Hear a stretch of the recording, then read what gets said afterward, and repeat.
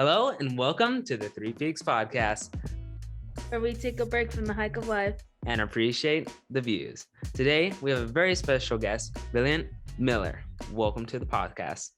Thank you. Thank you so much for having me. Now, we're going to give you a quick moment to tell our audience a little bit more about yourself and some of your hobbies and your career. Okay, great. Yeah, so I am a dad. I am a proud parent of 6 children. My wife and I have both been married before, so it's a blended family. And they range from 18 to 8. So our oldest is going to college at UC Davis later this year, and our youngest is 8 years old, and she's just figuring out the world. She's got an Etsy shop and all kinds of things. And every one of them really are so different and so wonderful. So in addition to being a dad, I also am a business person and an entrepreneur. I'm a philanthropist, and I am a coach. So those are a few of the ways I choose to describe myself. So one of my questions I want to ask you is being a coach.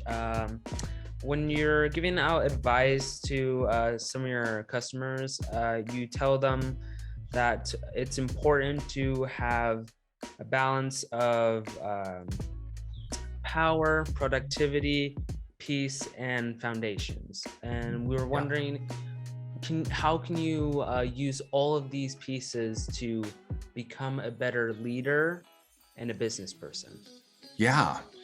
Well, it's really something that I'll acknowledge I'm still figuring out myself, right? And ultimately, there's no greater teacher, I think, than experience. So each of us gets to learn what works for us and what doesn't work for us. And although in some fundamental ways we're all the same, we're all very different as well, right? And if there was a one size fits all sort of approach to success or health or wealth, I think we probably would have discovered it by now. So it's not that I have it all figured out by any stretch, but I've learned a few things that I think have helped me to be healthier and happier and more productive than I would be otherwise. And really this framework, the power, productivity, and peace framework that I've used for a number of years is one that I think it makes a lot of sense, where it says, where does your power come from and what is power? And there's this idea of the ability to translate ideas or intentions into reality.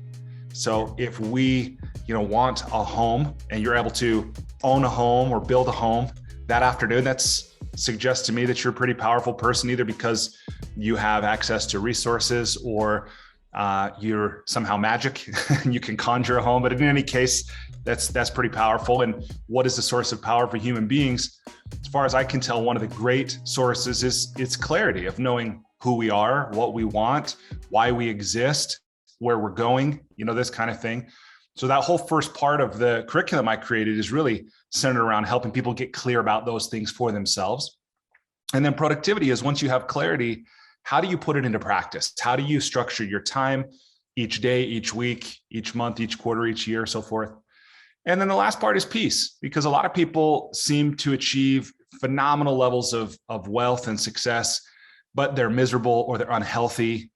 And so my inquiry is really about, how do we go beyond society's traditional and often hollow definitions of success and find the lasting peace and joy that I believe is available to us, and not just as an afterthought, not just after the fact, but along the way. So, there's no silver bullet, there's no magic formula as far as I can tell, but there are best practices, there are first principles. And so that's the big picture thinking on the way the curriculum is structured and why I call it power, productivity, and peace. Yeah. And with being able to help so many people with all these pieces and making them try to be the best person they can be, you obviously probably needed some help at some point in your life. So my question to you is, have you ever had a mentor that helped you teach you these things? Yeah, many for sure. And I would start with my parents. My mom and dad, both very different and amazing people. And I've learned so much, from both of them. And from my dad, I learned a lot of the ways that I want to be, but also some of the ways that I don't want to be. To be so imbalanced or so focused on one thing like he was with his work for so long. So my parents definitely are a few of my formative mentors. And then since then, I've been fortunate to have some other fantastic mentors in my life, like a woman named Lynn Twist, who is, she's a teacher and she's a philanthropist and an author. Really amazing woman who does work with indigenous people in the Amazon rainforest. Another mentor who's been very influential for me is someone named Marshall Goldsmith, who's a coach to CEOs, some of the world's top leaders. And he's very generous with his knowledge and with his time. And he's really inspired me. And that's actually where we met when I did a public speaking workshop that was based on a promise I made to Marshall. Because he's been so generous to me, I said that I want to pay forward what he's given to me. Yeah. So yes, I've been very fortunate to have many, many fantastic mentors. Yeah. Also, you have a podcast, I'm pretty sure. Could you just tell us a little bit more about like what you talk about on there and like how it came to be you creating that? Yeah, I'd love to. So it's now, as we're recording this, here we are in May of 2022. And my podcast is called the School for Good Living podcast. And it really explores the question, what does it mean to live a good life and how can we do it? So that's this basically the central, question. And I interview authors. So every one of my guests is an author. And we explore, the interviews are long form. So many of them go as long as 2 hours. And what the conversation is the first part is about my authors, their life, their work, usually their most recent book. Then we'll go into something I call the Enlightening Lightning Round, which is a series of questions on a variety of topics, things related to relationships or money or aging well or travel, just things that I'm personally curious about. And then the last part of the interview, we talk about writing and create the creative process. What are the habits and routines that helped someone to get their book done? What advice and encouragement do they have for other authors? And that's, the way that I came to do the podcast is years ago when I was growing the School for Good Living and I was looking for clients, I found it challenging to find clients, to make them aware that I exist, to demonstrate my value to them as a potential coach. And I was looking for ways to promote the School for Good Living online. And I was trying things like Instagram posts and, Facebook posts and things like that. And none of it felt really upstream to me. It felt like something that I didn't want to be doing. And I thought, what if I change my approach instead? And what if I just continue to learn, to build relationships, and then to share what I learn with other people? And so I had that idea, and the podcast seemed like a perfect way to be able to do that. So it's just become a really central part of each of my weeks, where I'll interview usually an author a week. I read as many of their books as I can personally before I'll do the interview. And over those 4 years that I've been doing it, I've interviewed nearly 200 authors, and it's been a tremendous blessing for me. Yeah. Yeah, that's amazing. Yeah. One thing I wanted to ask, with having 200 and more people come on to your podcast, I was wondering, what is one of the most memorable moments you had interviewing one of your guests? Oh man, there've been a few memorable moments for sure.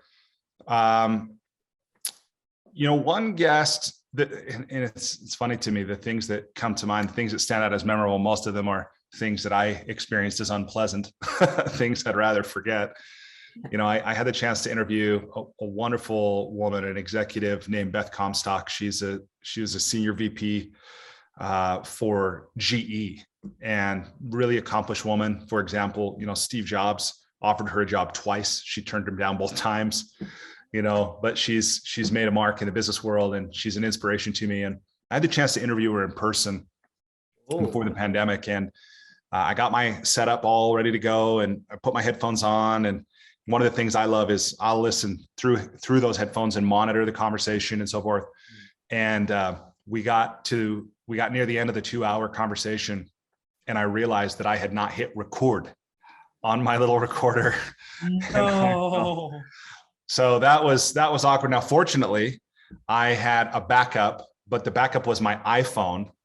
I had just set it to record on a voice memo. So I didn't lose the conversation entirely, but I didn't capture it in the quality of my, Shure microphones and my Zoom recorder and so forth. So That was pretty memorable and very awkward. That I felt really dumb when I did that, but that was memorable. And then, the first podcast I had was with that mentor I mentioned, Lynn Twist. She's written a book called The Soul of Money. And she's someone that I've really admired for a long time. And it was just such a privilege to be able to ask her to share some of her experiences, both because I wanted to be able to share them with other people, through my podcast, but also because I was able to ask her for more detail than, what I had just read in the book. And as an example, she talked about when she was a young woman, she went to India to serve with Mother Teresa. And it's pretty amazing. And Mother Teresa actually told her to go home to the United States, where she said, you do have work to do, but it's not here in the slums of Calcutta with the poor. It's in the developed world where the wealthy have their own form of poverty. Mm-hmm. She said, but it's a spiritual poverty. So go home and devote your life to serving those people. And that's exactly what she's done. And, just for that to be someone that I've really respected for so long, somebody that was willing to support me, to get me going. And I realized with that first interview, I just thought this is it. I mean, it's certainly not perfect and that, but it's what I want to be doing, at least at this point in my life. And it just felt right. So I'm really grateful to Lynn for being my first guest. Wow. That must have been really amazing. So one thing that a lot of people seem to struggle with in life is they're just really afraid of public speaking. It's like an occurrence with a lot of people. So you are also a public speaker, right? Yes.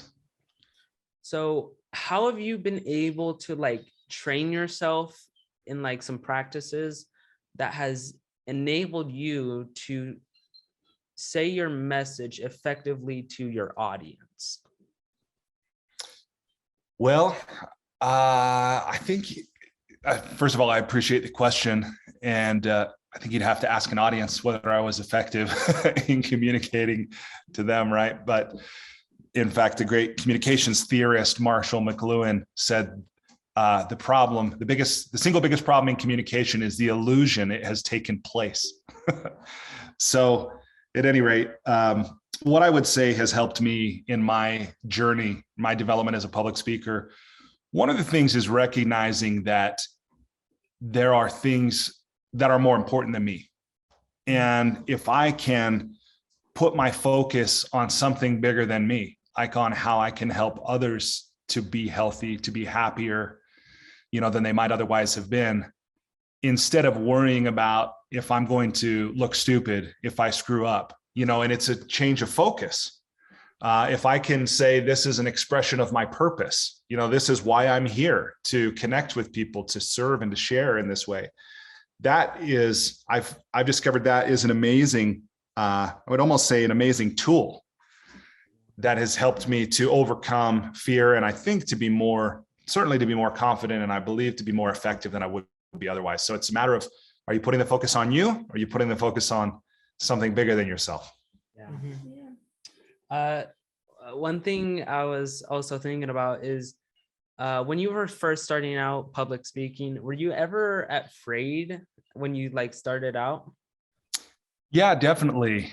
And that's pretty common. For me. And I know everyone experiences fear in their own way, but, I would worry if I would be effective. I worried if I would be able to accomplish my objective in whatever it was. But again, when I come back to, who is my audience and really understanding that and remembering that it's a group of people, because by and large, most of us don't have a challenge talking to one other person. Yeah. But all of a sudden, if there's 10 or 30 or 300, it can feel intimidating. But just remembering that a group is really just a group of individual people, that was really helpful to me. But yeah, that kind of fear, especially early on, is that was normal for me. Yeah. Also, so since you're a public speaker, what's one thing that you do to get rid of your jitters or calm down? Yeah. So a few things. The first thing is understanding who I'm speaking to. As best I can, I want to know what kind of person is in the audience. Are they homemakers or are they leaders? And if they're leaders, are they C-suite executives or are they middle managers? Are they frontline employees? How old are they? What's their background? I'll ask things like, if it's a conference or an event, is there a theme for that conference? I'll want to know who else is on the agenda. Are we hearing from the president of their company? Are we hearing from other authors or speakers? I want to know where I fit in. I want to know, what is the meeting planner's objective? Is this inspirational or is it informational? How long do I have? Do I have 15 minutes or 45 minutes? All these things. So preparation and understanding, who am I speaking to and what is the objective? That goes a long ways. And then once I'm there, I like to arrive a little bit early and make sure that that everything technically is set up. I like to have the name of the audio-visual person, and understand, am I going to use a handheld mic or a lav mic or an ear mic, like all these kinds of things, because again, we tend to be afraid as humans when we don't understand something. And so the more of those details you have, many cases, the less that fear or worry will be there. And then when I'm there, I also like to connect with people. So I like to stand by the door if the event allows. If there's a meal, I like to eat with people. I like to talk to people firsthand. And then after I've had a little bit of connection, again, it's not as intimidating to speak to a group of 50 people if you've already talked personally with 5 or 10 of them. Is my experience. And then on the day, of the moment of when I get on the stage, a thing that I love to say, and when I do my public speaking class, and it's so simple, but it can be so powerful in shifting from worry to presence or balance, is just this: stand, breathe, and connect, with eye contact, and just making, you don't need to be overly dramatic, but just, connecting with people in the room, not hurrying through things, but actually just being present. So those things: stand, breathe, connect. Once you're on the stage or you have the mic or you've been introduced, I find those are some of the things, from the biggest to kind of the tactical. Yeah. And to move on to our final question on the podcast, it's usually known as the big question. Are you ready? Okay, I'm ready. All right. So our big question to you is, what advice would you give to people of the younger generations? Well, I'm not a huge fan of advice, first of all. So if you allow me to reframe the question a little bit about maybe what would I say? Yeah, absolutely. To a younger generation. I have a few thoughts that come to mind here. And the first thing that comes to mind is this idea of, what will happen to the younger generation is it'll grow up to worry about the younger generation. Is that there's this kind of pattern, I think, where, I think young people will look at older people and think, oh, you're so dumb, or I can't believe you do it that way. And older people look at young people and think, oh, you're so inexperienced, you have so much to learn and so forth. So there seems to be this kind of pattern that plays out. Yeah. But hopefully, if we're lucky, we'll also become elderly at some point, and hopefully we'll have some wisdom and perspective that's come with it. But what I would say is, I would say to trust yourself, to really, although we can always know more, we can learn more, from books, from podcasts, TED Talks, teachers, that kind of thing. And there's a time and a place absolutely for that kind of knowledge. That there's also, I think, a learning that can only come from within. And whatever you want to call it, your conscience, your inner voice, your higher self, whatever you might call it, that there are some answers that I believe we cannot find outside of ourselves. They're because they're not out there. They're only inside ourselves. And although we are a very materialistic and innovative, progressive, scientific, rational, kind of culture in the West or the North, depending on where you are, I think there's a time and a place to tune in to that intuition.